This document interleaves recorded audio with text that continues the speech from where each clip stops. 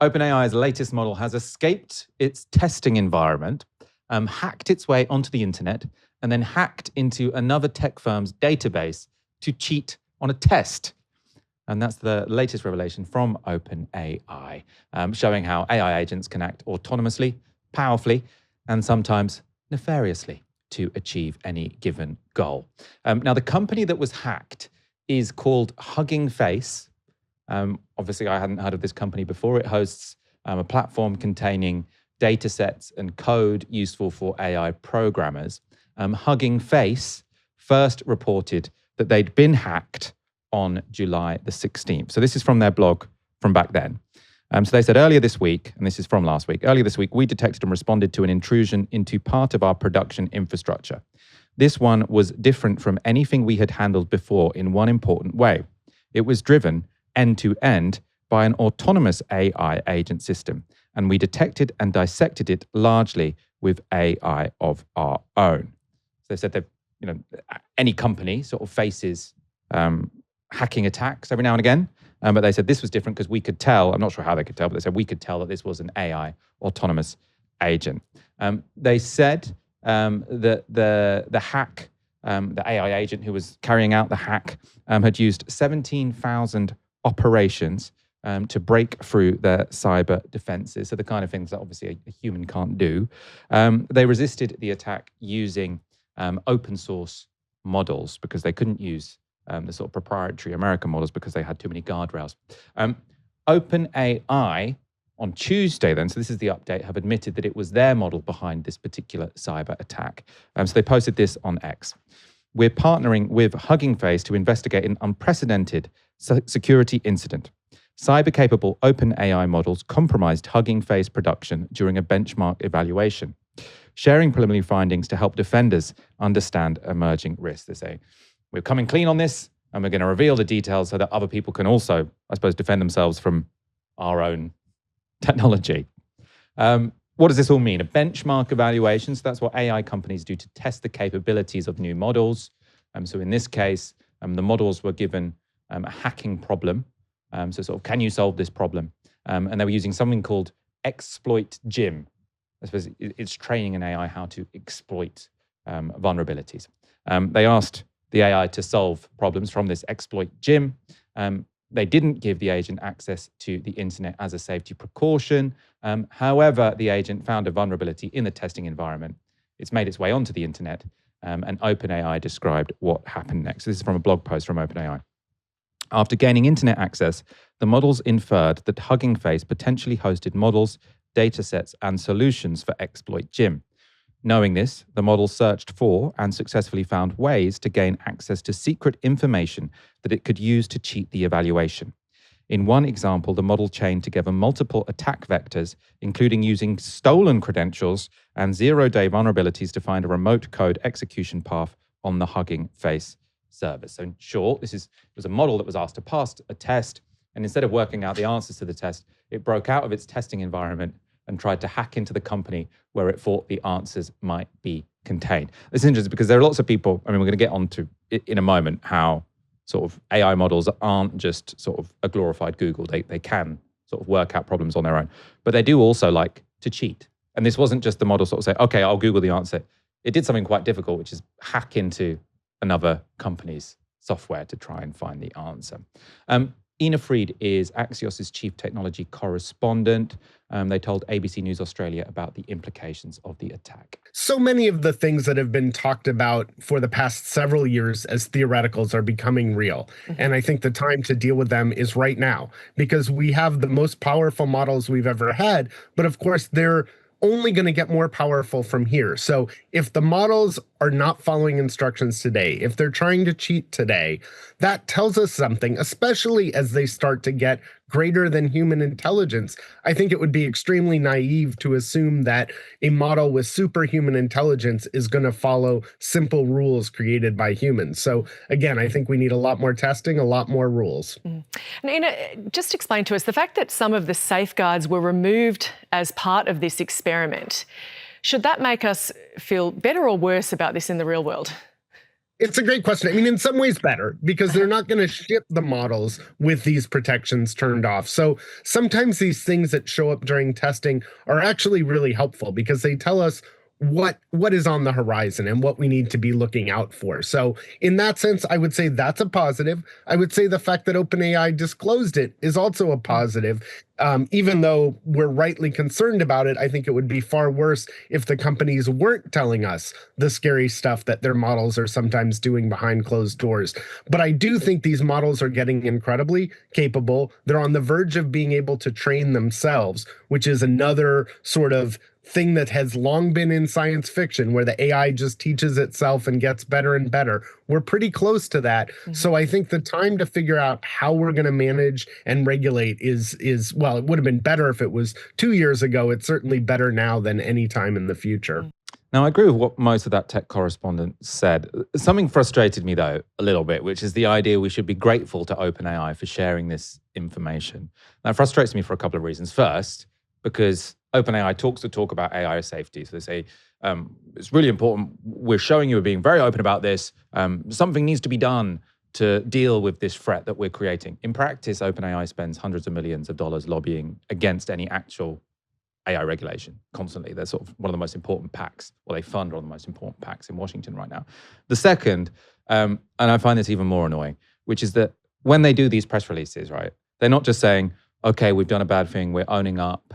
They're saying, our model's really fucking powerful, right? Yeah, our model is like getting so close to AGI that it can hack into other people's really well-guarded databases of its complete own accord. And it feels a bit like, especially OpenAI and Claude are in this sort of battle for PR, where both of them say like, whoa, our model is so powerful. It's more powerful than your model. It's even more dangerous than your model. And they know that investors want to be sort of investing in the company that's first to get to AGI. So this is a great way to make it seem like you are the most powerful company, the company that's sort of ahead of the game. They even, in that press release that I was reading to you before from OpenAI, which is this sort of this blog with being very transparent about the dangers of our product, it had this little chart which showed that ChatGPT, OpenAI was sort of ahead of all the other companies when it came to solving problems like this. So obviously PR is a big part of this. At the same time, Aaron, just because the companies are using situations like this to boost their own profiles doesn't mean there isn't also a danger which is very real. What are the dangers that are very real? That you have AI agents that are using very different mechanisms to which they've been asked to achieve goals, and they have the power to enter into databases which are quite well protected. Well, just to be clear, because obviously we're talking about AI and AGI, and some people might be saying, also, Michael is therefore speculating that the problem is a self-aware AGI, Skynet and Terminator, which is not necessarily, that's not the only problem. Well, that's not what's happening here. Malicious actors could use this technology to... So what's happening here?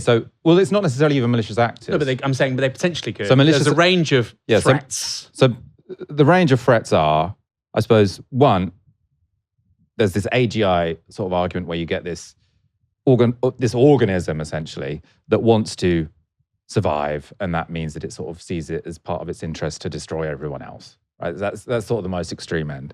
The least extreme, the end, which is sort of like least sci-fi, which is very easy to imagine, is you make something that's quite powerful. It's able to hack into important databases that we all rely on.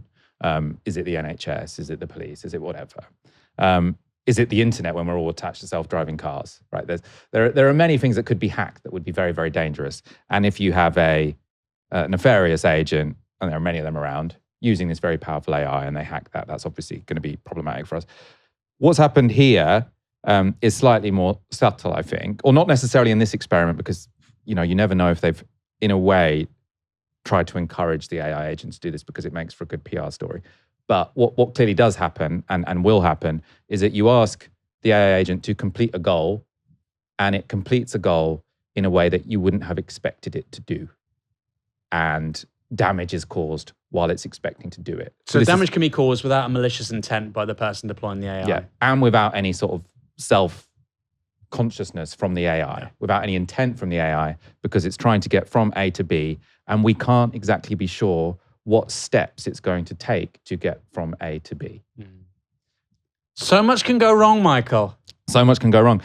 What this also reminds me of is when I had Nate Suarez on he's one of the authors of If Anyone Builds It, Everyone Dies. So he's a true believer that this is going to be catastrophic unless it's paused. Interview I did with him a while ago. Lots and lots of views. 150,000 people have watched it so far.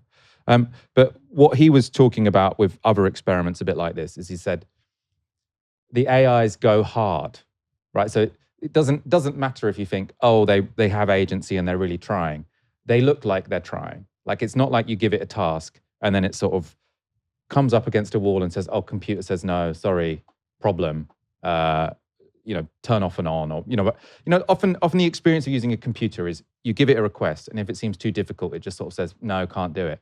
He's like, these AI agents, you give it a request. If the first sort of option is impossible, it goes to the next one. If that's impossible, it goes to the next one, and it keeps, to say it's trying is anthropomorphizing it, but it acts as if it really wants to do this and will be quite creative in finding a method to get from A to B. And there could be many difficult consequences along the way. There's a risk of me repeating myself because I still think that the biggest threat with all of this stuff is economic and social and regional inequality, just because of the concentration of power and wealth that comes out of AI. And I think if it's the sort of the big tech industry of the last 25 years on steroids, then certain states, as in states in the US, certain states, certain countries, certain individuals are going to obviously accrue tremendous amounts of value. So I'm just looking at it really as a Marxist. If people are listening to all that and saying, well, Michael, I still think this is ridiculous, sci-fi nonsense, technology that's powerful in the hands of not many people is not good. Imagine, the Brits and maybe the French having the steam engine and nobody else. Obviously, we did have that. They did have that for a while. They did have that for about 25 years, actually. And it was pretty bad if you were a, comparatively undeveloped country elsewhere. But for instance, if you look at the US, I think 50% of all VC venture capital still goes to California. I mean, that's direct outgrowth of digital technology industry. First trillionaire, obviously, Elon Musk. In 2018, Mark Cuban was talking about the world's first trillionaire riding on the back of AI. And okay, Elon Musk hasn't made that money because of AI, but it's important to say that XAI is an AI company. It's tied into SpaceX. We did partly make it because of AI, because that's why it was valued as much as it was. Yeah, and we're now in that world, and I don't want to live in a world of trillionaires. I don't want to live in a world where only the United States and China have access to certain technological possibilities, and the rest of us don't. So this stuff needs to be part of a wider political conversation. So even if you don't think an AGI is possible, even if you think some of these threats are overstated because of PR and marketing by the likes of OpenAI and Meta and Google, take seriously, the atom bomb of AI in terms of the economy. Just look what Amazon and e-commerce did to your high street. Extraordinary. Look what social media did to the newspaper industry in this country. Then times that by 10. And I think anybody who's just vaguely aware of this stuff now, in the last 18 months, know this is happening. Certainly in our industry, in the media, it's just overwhelmingly obvious that free or freemium AI products are now basically as good. Well, they're better, let's be honest. But they're basically as good as like a pretty competent PA or researcher. We're already there. That doesn't mean they don't need to be fact-checked. That doesn't mean they don't hallucinate. But they're pretty extraordinary. But they will fact check it for you as well, obviously, because you say, provide me the citation. But that requires more prompts, and they'll find you the citation. Yeah, of course. I mean, they provide it for you just as quick as a human would. So I mean, it's very clear that they already are in a position to replace lots of jobs. I was 100%. I was at a growth scan for my second daughter over the weekend. Right. So my wife, there's a scan at the hospital and so on. We had a scan. That's the third scan. But we had to have this growth scan because the midwife, they do quite comparatively primitive ways of measuring the fetus. And she was saying, oh no, it's just grown so quickly, which is a problem. So it's slightly underweight now. It's significantly above average or above the sort of the upper end of medium.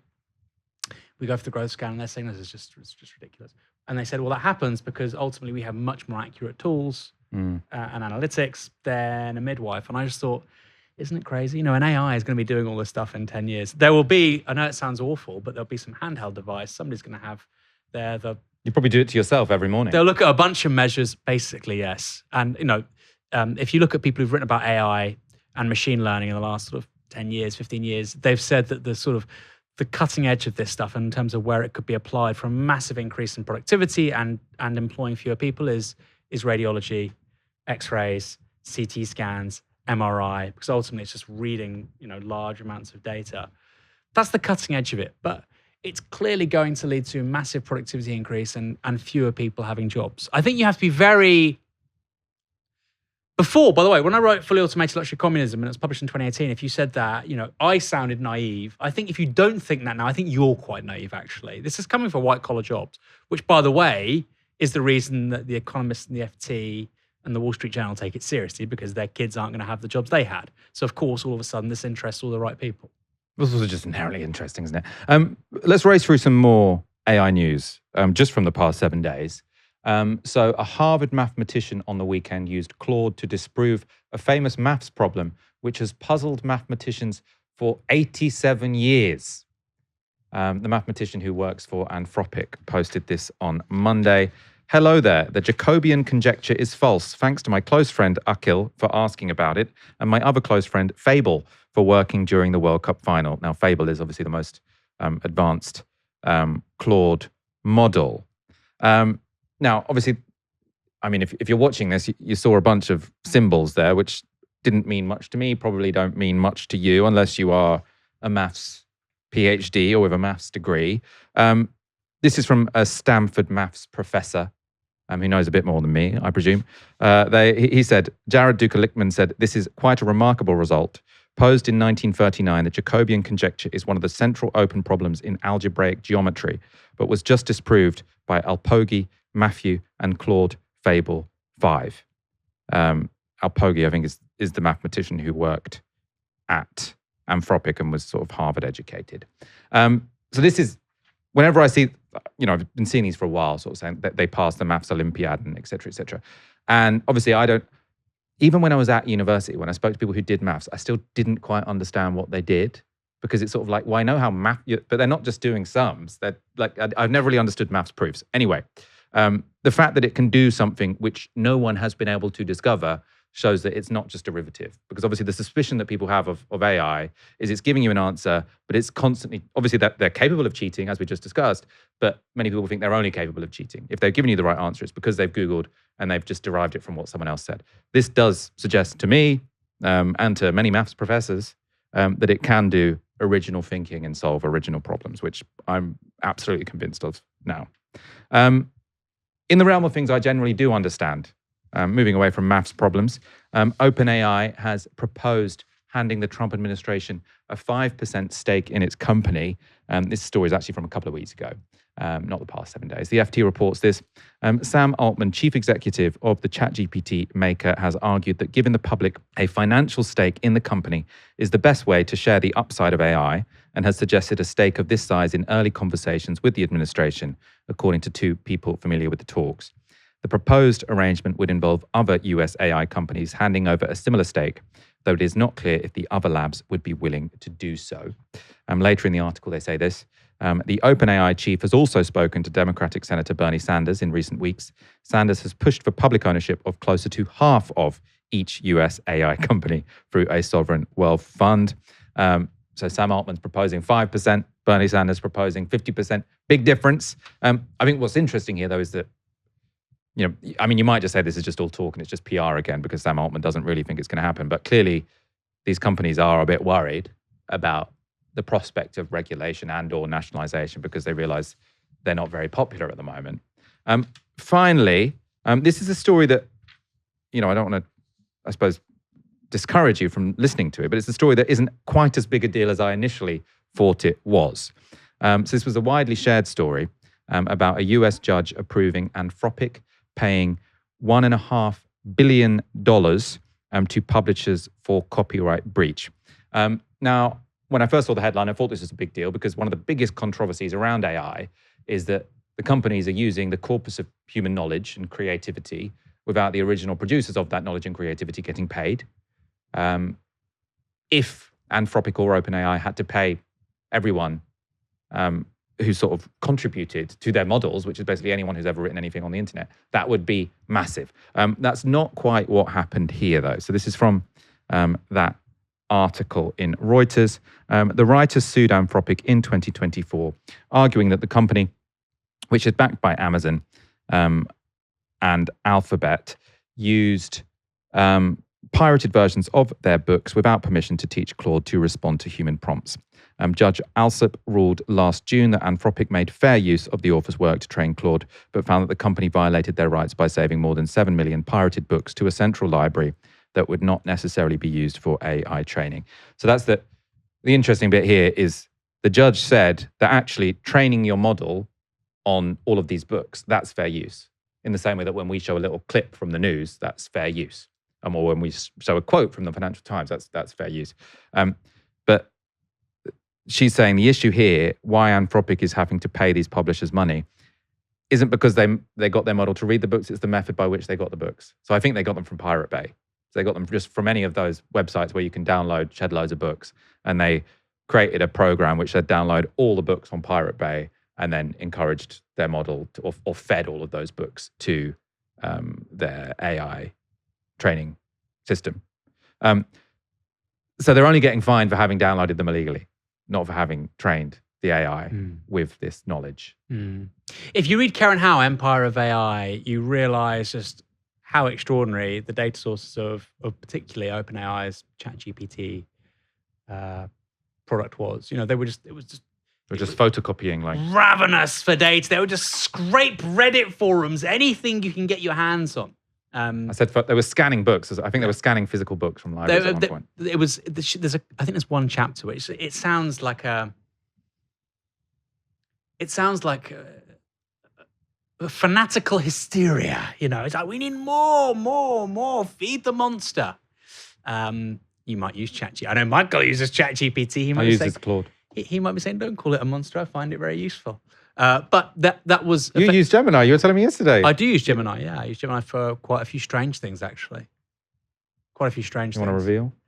Not much work-related. Mostly strange stuff like home improvements or like, I want to clean my bike chain, but I don't want to buy a £15 spray. How can I make a nice, cheap homemade one? I mean, look, fundamentally stuff you could get on YouTube if you really wanted to, but it's just distilled into a paragraph. But anyway, Michael, before you try and grass me up, what do you make of this idea of the American government, the federal government, having equity in major big tech firms? Because, I mean, that's quite a precedent, right? Because if it's 50% of OpenAI today, what's next? NVIDIA, Meta, Alphabet. I mean, all these companies are literally resident in the US. And I suppose that does then, I think it will happen actually. I mean, 50% maybe not, but 5%, maybe 10%. And that does then open the prospect up of these companies just going elsewhere. I don't think they will. I don't think they will, by the way, because of the sort of the security and military protection offered by American empire. You might get a situation where if they threaten to go elsewhere, the United States says, well, then we'll declare, if they say we're going to move to London, the US will say, well, then we're going to declare war on the UK. Right. You can imagine all of these scenarios. Yeah. And also we've been here before, right? With the East India Company. The East India Company, before the uprising of 1856, they effectively administered India. It wasn't the British state. There is this uprising, and then it's quite clear to sort of people in London that actually a private corporation probably can't administer what is, in terms of population, the largest country on earth. So then it becomes a formal crown possession. And I think we'll probably get to a certain point where these companies will become so geopolitically important that I actually think if the federal government says to OpenAI, we'll take a 50% share, I think Sam Altman should grab it because that's going to get you a lot in return. Most favored status in terms of companies in that sector. But equally, there's a world where they take 100%. Max Tegmark, actually, who's one of the people who's really worried about AI running out of control, his main scenario because obviously lots of the people who are sort of anti-AI, sort of their model of how it can be stopped, for whatever reason, environmental, social, economic, or because they think it might cause catastrophe, is there will be a sort of bottom-up democratic rebellion against it. His model, which I think is just as plausible, if not more plausible, is that basically the American military establishment says, this is too powerful, and and we think it might run out of control and it might undermine our power. Therefore, we're taking over all of these companies, and if need be, we're shutting it down. And that's his, he is someone that thinks that AGI could threaten the existence of humans.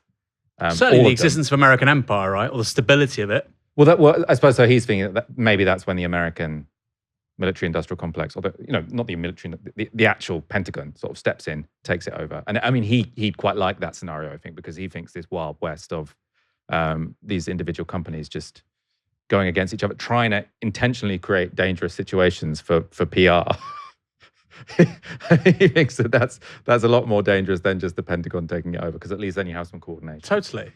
I mean, look, I think I hope, touch wood, in 25 years, people will look back on, the world's first commercially available space-based 5G internet was put out there by a private company, which was, I think Elon Musk had, I don't think it was 50% plus, but it was, he was a huge shareholder in SpaceX, huge. I think he may have had more than 50%. It was a private company then? It was a private company, but there were other investors, right? So you couldn't buy the shares in the open market, but there were other people investing in it and had equity in it besides Elon Musk. I think people will just be like, well, that's crazy. That's the sort of thing that a state should be doing, surely. And I think we've lived through a sort of political economic moment where if you said the state should be doing these sorts of things, people laughed at you. And I think it'll be the other way around quite soon. I was arguing in 2018, 2019 for the British government to build a space-based 5G internet. I think to build SpaceX, the backbone infrastructure cost between 15 and 20 billion US dollars. Now, the UK, not anymore, but until a few years ago, was spending around that much on its aid budget every year. Now, if you were to build a 5G space-based internet and make it available to everyone on Earth, that's creating and generating an awful lot of utility. Now, you probably still should do the clean drinking water and the maternal health, but it was a provocation to put out there to say, look, actually, we can do technologically some pretty extraordinary things for perhaps less than you think. And I do feel that states and socialists, because of course socialists and people on the left believe in the state more than sort of median voter or the median politician, we've lacked optimism, vision, but also just the belief that actually we can build stuff that's better than yesterday and we can solve problems. I think we're moving beyond that point. And so equity shares in the likes of OpenAI or Alphabet is a great start. The problem for Britain is, Michael, we don't have any of these companies. The French have Mistral. They have a French stack. We don't really have that in this. We shouldn't let Google buy DeepMind. There was DeepMind. There was ARM. We had Marconi. Marconi would have built 5G. Instead, we didn't even give Marconi a contract in 2005. We let in Huawei. And then fast forward 20 years, the Tories are saying, we have to depend on the Chinese to build 5G. This is ridiculous. Well, that's because of neoliberalism. That was because you allowed the market to allocate these contracts rather than saying, well, maybe we should have some capacity domestically to build this stuff. But I think even they've learned their lesson. Even now, people look on that moment 20 years ago where we let a company like Marconi die. People now see that's quite ridiculous. I think even before COVID, that was quite a contentious thing to say. Let's wrap up, Aaron Bastani. Pleasure. Another lovely Wednesday evening with you. A clement, slightly balmy Wednesday evening. But it's not been... on the balmy side. It's not been furiously hot, which is the main thing. Thank you, everyone, for tuning in. Come back tomorrow for another live stream from 6 p.m. For now, you've been watching Novara Media. Good night.